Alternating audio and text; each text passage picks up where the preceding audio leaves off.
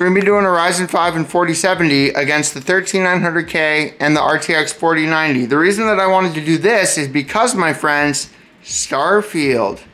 I already got it on my computer, but I really want to test it out with a Ryzen CPU. And as of the time of me making this, there is a thing that AMD is doing where you actually get a key to get Starfield. So quickly, just want to go over the parts. We got the ASUS Strix B650. There's a Cooler Master AIO that goes really well with this motherboard. It has this like futuristic robotic theme when you use them together.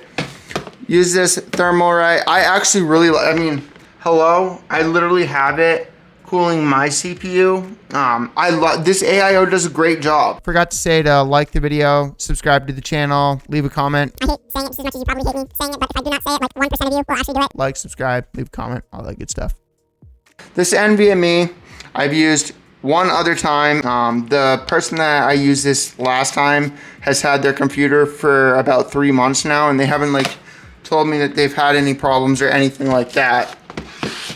GALAX RTX 4070. So the cool thing about this GPU is that the fans are all RGB. You can install an app on your phone. Yes, I know, kind of annoying. You got another app that you're gonna need to install. But it is very cool.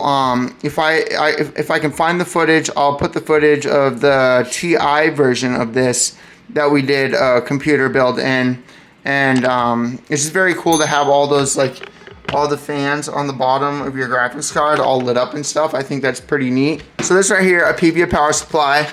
I have said this in the past, and I'm going to say it again, and I will continue to repeat myself over and over again until people start to understand that we are not back in 1995, okay? Tech has come a long way.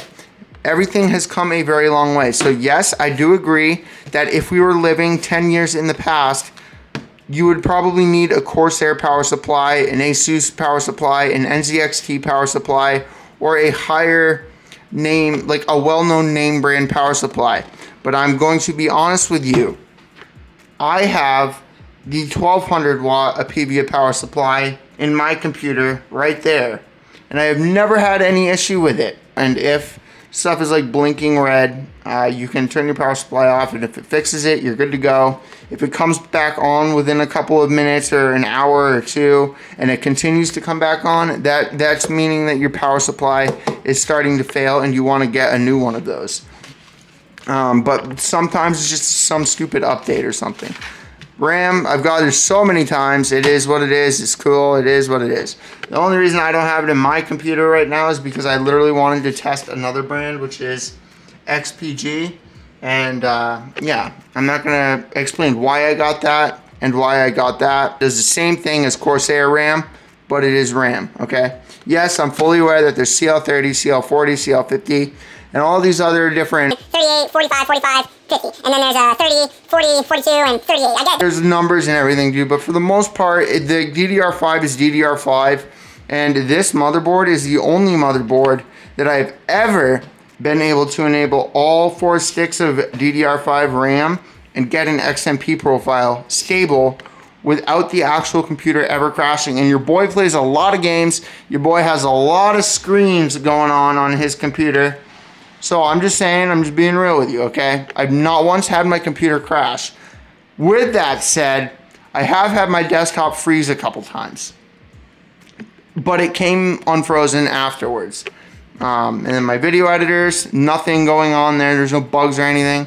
So anyways, this AIO, this is actually the first time I got this AIO, so I'm not gonna say that I recommend this.